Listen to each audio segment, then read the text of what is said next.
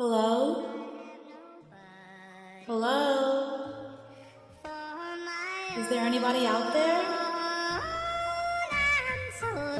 Oh, no, no, no, no, no. Stop the music. Stop the music. I'm not lonely. I'm alone.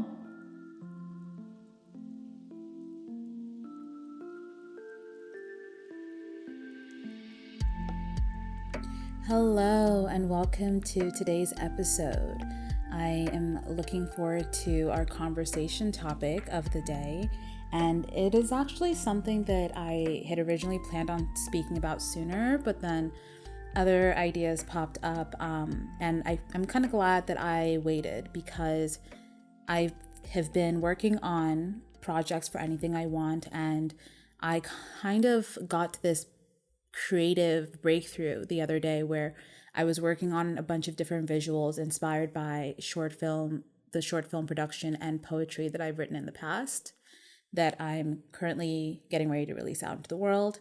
And in the midst of that, I started thinking about something specifically from one of the poems where it says, "Do not be afraid of this level of vulnerability. It is the key to unlocking your strongest abilities."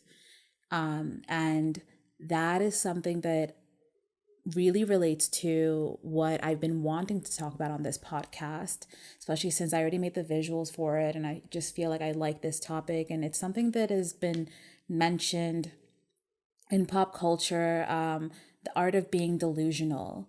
Well, I'm here to say, don't be delusional, be faithful. And so that brings me to the clever, in my opinion, if I can toot my own horn, title of today's episode, which is Walk by Faith, Not Delusion. Because there is a huge difference between walking by faith versus living delusionally. And I know that on some level, this can all be semantics, but I also really want to create a clear understanding of why I personally feel the need to emphasize this, because I have been delusional. I have lived a delusional life. I have done things where I really believed in certain things about manifestation and living a life where you create as you go. But the thing is, when you are being misled by the forces that we cannot see, they will give you half truths, or they will take truths that come from the Creator, from God, who wants us to live a good life, a fulfilled life, and they will take those truths and then spin it in a way where you are doing half, and then at the same time you're not doing it at all. And I touched upon this a bit in other episodes, so if you have not heard those, maybe you can go back and listen to those. But if you have, then you know what I'm talking about. And I guess I'll touch on some aspects of it in this episode. But delusional living is going to lead to destruction and pain and hurt and fighting for something that's already dead and over. It's going to lead to wanting something that was never meant to be yours, and thinking that the life that you deserve is being lived by another person. That is what delusional living gets you.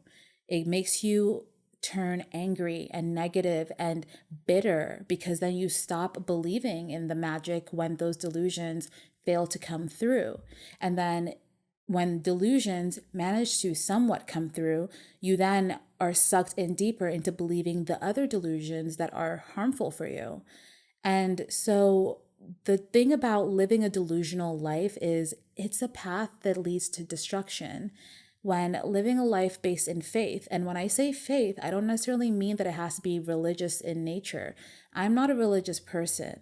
I'm just someone who really loves God, and I think about God every day, and that is the truth of my life. I literally wake up in the morning and the first thing on my mind is God. I go to bed at night and the last thing on my mind is God. Why? Because I've lived a life up until this point where I have gone through the pain, I've gone through the struggles of life, and I have seeked so deeply for love, for the love of God specifically, a love that I can trust in, that I feel like won't leave me barren and broken. And I really believe in what the Bible says, where it says, seek and you will find. And those who search for the Lord with all of their hearts, the Lord will reveal himself to them. And I have been that person. And that's why I do a lot of things that I do, because it is the love of God that I have and the love of God that God gives to me that gives me the strength to push against the naysayers, push against any negativity that tries to tell me, don't go after your dreams, don't go after this thing that you want. You have tried, but the thing is, when I was trying, oftentimes when it didn't work out, I was trying from a place of delusional living, just because things that came through that were coming through because of my faith came through. I started to think that I could control the narrative. I can be the one to pull in the reins and tell the universe what to do, which is what the manifestation culture often tries to push upon us, that you're the one in control. No, you're not in control. And the moment that you accept that you're not in control, you gain control. When you stop trying to manipulate the world around you and trust and understand that the reality of what living a life aligned with God's love looks like, it's not about manipulating the world around you. It's about being let in on certain parts of the secrets of what's going on around you. You don't see the world as you don't manipulate the world as what you want it to become, but instead you begin to see the world as what it is through the eyes of God in whatever way that God wants to reveal it to you. It doesn't mean that you're going to know everything, but in some situations, God might give you the nudge that lets you know, hey, just so you know, this is what's really going on. Or, hey, just so you know, this might happen in your life soon, but don't worry, it's going to be okay. Hey, just so you know, like I've had moments like that in my life. I've had moments where I will have an experience where kind of like God will talk to me. I feel like I get interactions with God through my dreams, and I will have a dream and it's not the same for everyone. Just because I experience messages from my creator this way doesn't mean that you're going to experience this way. And if it does, great. But I also think it's important to recognize that everyone has a different spiritual gift and everyone has a different spiritual method of hearing their spirit and the spirit of God in them. But in my way, one of those ways is through my dreams. And I've had moments where I will dream about something happening, and sometimes I can tell that it's an anxiety dream, and then other times I can tell that it is like a calm your nerves dream. But then certain times I can tell that it is a dream that's saying like, hey, this might happen, just so you know, or this is most certainly going to happen. For me though, I've had moments where I saw that something might happen and then it happens. And even though it hurt when it finally happened, the fact that I knew kind of helped soften the blow. But that's just an experience in my personal life.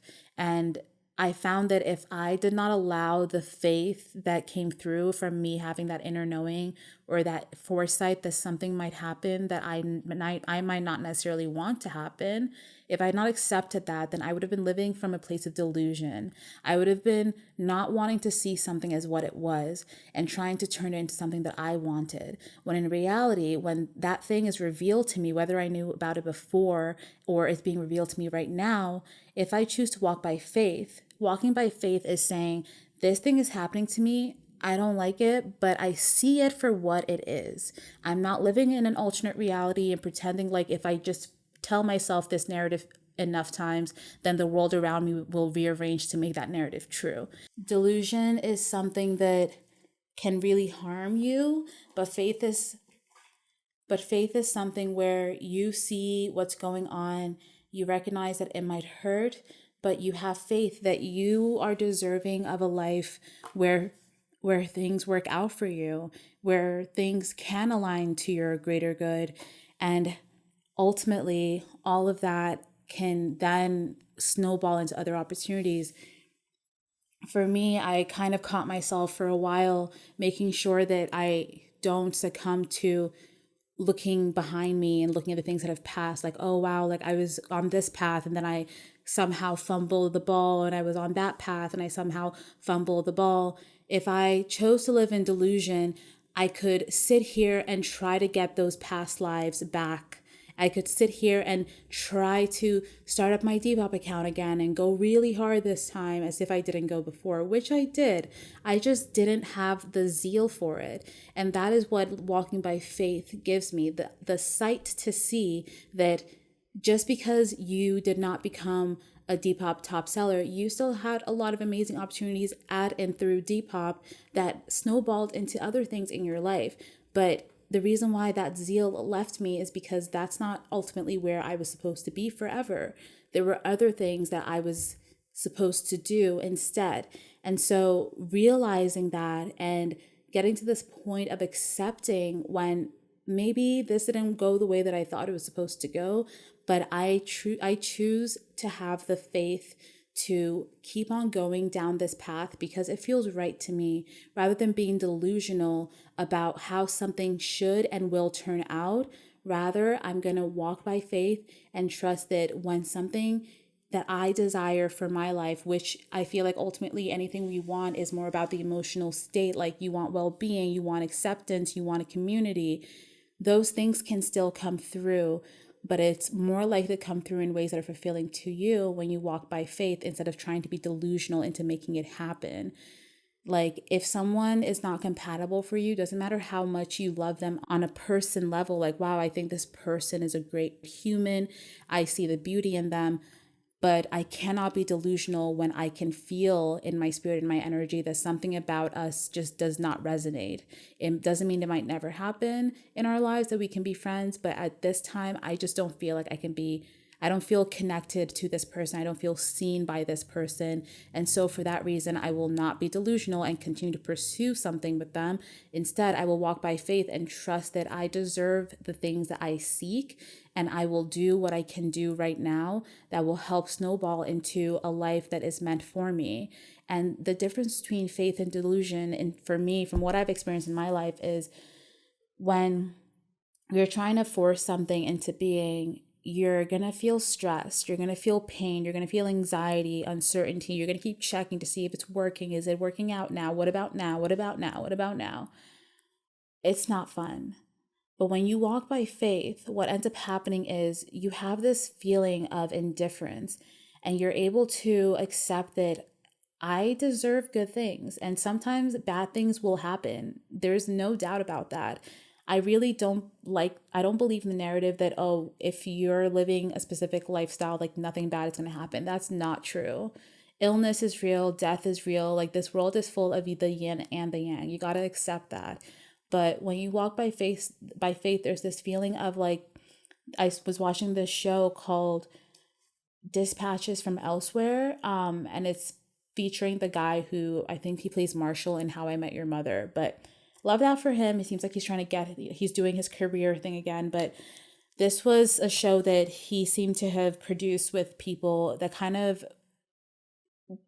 dives into his own psyche and how he, I guess, came to terms with living a life that was more aligned instead of like searching for external validation or allowing oneself to waste away in the delusion or pain and things like that.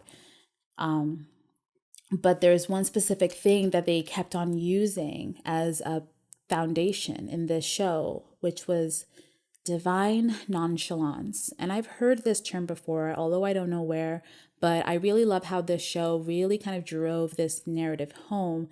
The whole concept of the TV show is a group of people are randomly selected, or if someone gives you a random card and you're invited to go to a secret event, and then it turns into a whole adventure and you have adventures all around the city, and it's something, it's supposed to be really magical and beautiful, and it is, and it's all based in reality. But the thing is, it's so absurd that it feels very fantastical. And the thing about this show is it follows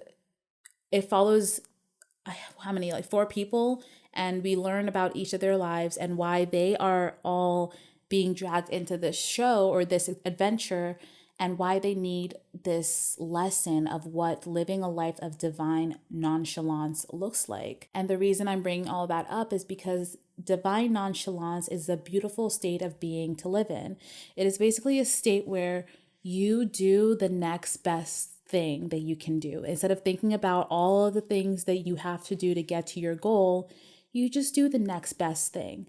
And you do it in terms of where it actually makes you feel good in this moment. This feels right to do. This feels like the step I should take, despite all of the anxieties in my way, despite all of the potential fears in my way. I I feel like this is where I should go, instead of sitting in this state of the fear of being judged by other people, or the fear of letting anything come out because what if nobody likes it, things like that.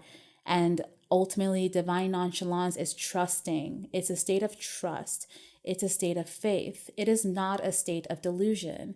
Some might call you crazy, but being crazy and being delusional are not the same thing. Being crazy is seeing something that maybe others can't see. Being delusional is seeing something that simply is not there.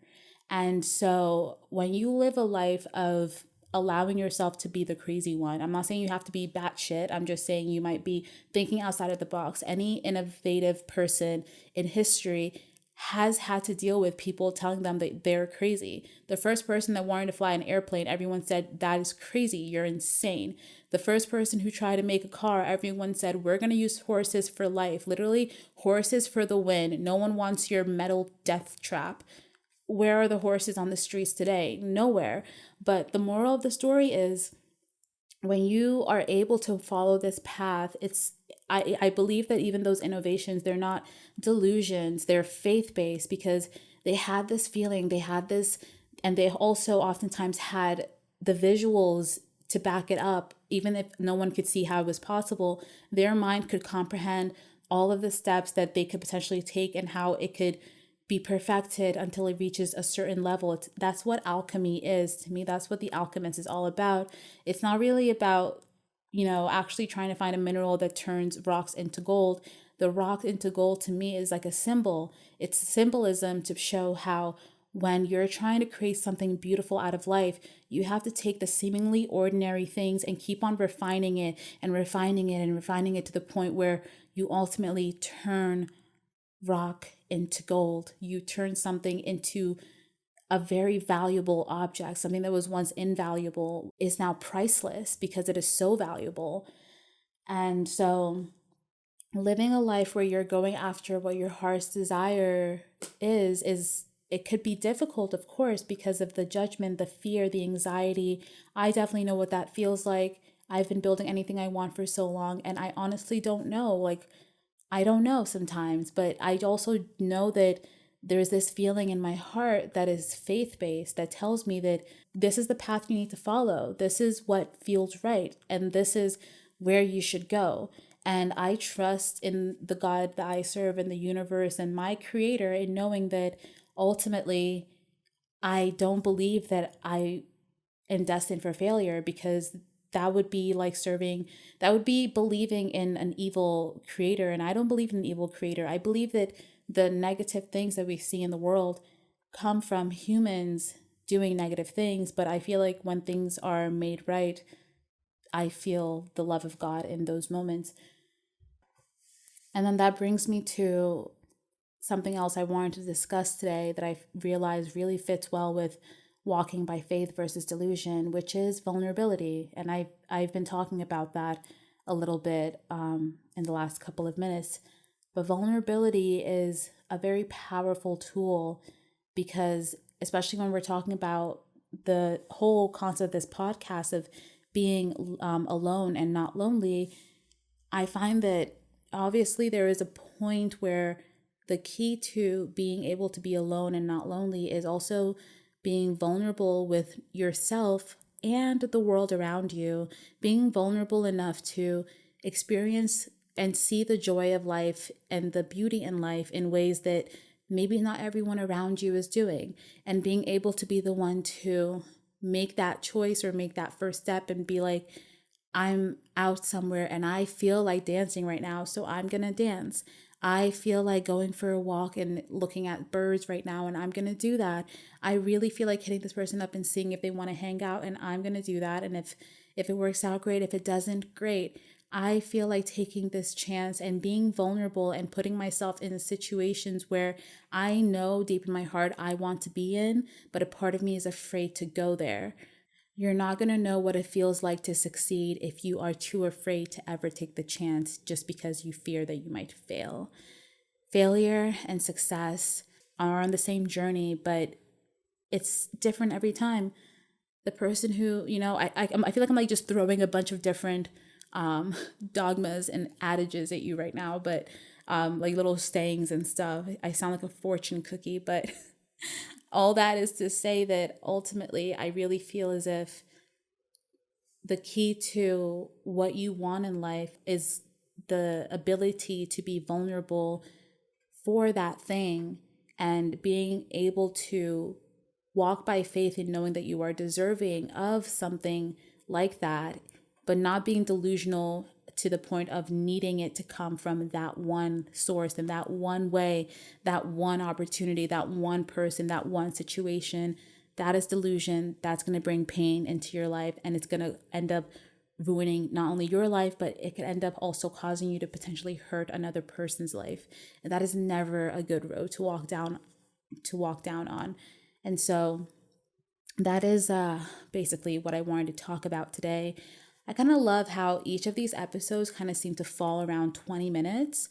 I feel like I'm not really one for hour-long podcasting, but I hope that you like this natural segue that's been happening. And I hope that you like this message today and that it fills you with hope and helps you remember the important things of life and the important way to live life, which is trusting in the impossible, because both faith and delusion are kind of leaning towards the realm of the unseeable, the seemingly impossible, but delusion causes you to act irrationally and make choices or make statements that are not based in reality in the hopes of getting a specific outcome. And faith makes you able to live from a place of trusting divine nonchalance and the acceptance of what's going on in this current moment, in the trust that it could very well lead to exactly what it is that you want, and you don't know if it's going to happen today